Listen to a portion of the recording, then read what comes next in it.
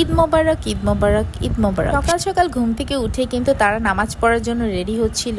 এই যে জাইনের দাদা জাইনের জন্য এই পাঞ্জাবিটা কিনে রেখেছিল। তারপরে জাইন তো অনেক বেশি খুশি, আর জাইনের বাবা জাইনের জন্য একটা পাঞ্জাবি কিনেছে, সেটা কিন্তু আর আমরা পরাই নাই। আর এই জুতাটা জাইনের বাবাই জাইনকে কিনে দিয়েছে। আর তারা তো দুইজন একদমই কোলে উঠে চুমাচুমি শুরু করে দিয়েছে।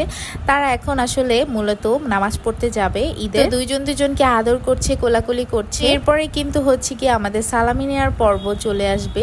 তো আমি সকালবেলা ঘুম থেকে উঠি কিন্তু অনেক কাজের ব্যস্ততায় নিজে রেডি হতে পারি না, আর এই জন্য কিন্তু আমি রেডি হই ওরা নামাজে যখন যায় তখন। তো ওরা এখন নামাজে যাবে, আর নামাজে যাওয়ার আগে আমার শ্বশুর বসেছিল সোফার উপরে। বসে থাকতে থাকতে কিন্তু আমার ছেলে সালামি চাচ্ছিল, আর আমার ছেলেকে সালামি দেওয়ার জন্য আমার শ্বশুর হাতে টাকা নিয়ে বসেছিল। তো এই যে দেখো তাকে টাকা দিয়েছে, আর টাকা দেওয়ার পরে তো সে শরমেই কি যে করবে বুঝতেছিল না।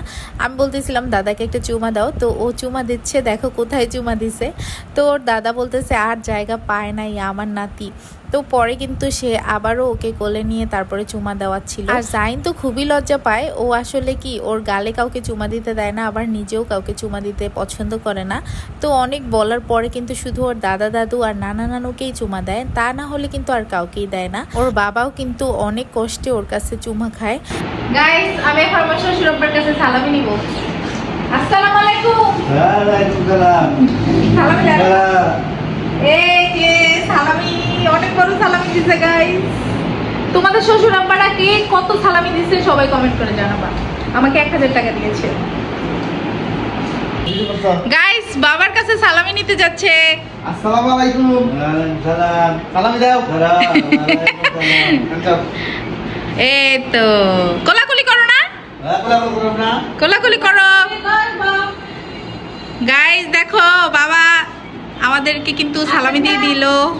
তোমরা কে কত সালামি পেয়েছো কমেন্ট করে জানাবা। এই এবারে গেছি 1000। ইয়ে, আমি 1000, তুমি 1000, 2000। আর জাইন 500।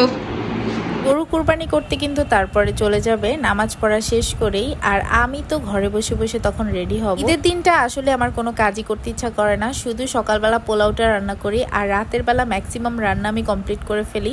যেমন সেমাই, পায়েস, এগুলো একটু ঠান্ডাটাই পছন্দ সবার, তার জন্য কিন্তু আমি রাতের বেলা এগুলো রান্না করে কমপ্লিট করে রাখি। আর সকালবেলা শুধু পোলাও রান্না করি, ওরা যেন খেয়ে চলে যেতে পারে নামাজ পড়তে। ঈদের দিন কিন্তু নামাজটা অনেক সকালে দেয়, এই জন্য কিন্তু অনেক প্যারায় পড়ে যাই। আর এখানে অনেক বৃষ্টি পড়ছিল আজকে, তো ঈদের দিনও অনেক বৃষ্টি। আমি জানি না তোমাদের কার কোথায় অনেক বৃষ্টি, তো আমাদের এখানে তো অনেক বৃষ্টি ছিল। ওরা তো গরুটাকে নিয়ে যাচ্ছিল, কোরবানি কোথায় করবে সেটা ভাবছিল। কোনোভাবে আল্লাহর রহমতে আজকে কোরবানিটা কমপ্লিট হলো। সো সবাইকে ঈদ মোবারক, সবাই ভালো থাকো, সুস্থ থাকো, আর আমাদের জন্য অনেক অনেক দোয়া করো। ব্লগটা কেমন লেগেছে অবশ্যই কমেন্ট করে জানাবে। আজকে ঈদের দিন তো অনেক অনেক কাজ করছি, সো সব কিছুই কিন্তু আজকে দেওয়া হয়নি, তো একটু পরে আস্তে আস্তে তোমাদের সাথে ভিডিও শেয়ার করব। আর এই যে দেখো আমি মেহেদি দিয়েছি, অবশ্যই কমেন্ট করে জানাবে যে মেহেদি দেওয়া কেমন হয়েছে। আমি যখনই ফ্রি থাকি তখনই মেহেদি দিয়ে ফেলি, কারণ এই মেহেদি যেহেতু ওয়ান টাইম আর অনেক তাড়াতাড়ি কালার হয়ে যায়, সো যখনই সময় পাই তখনই কিন্তু এটা দিয়ে ফেলি। সো আজকের মতো এই পর্যন্তই, আল্লাহ হাফেজ।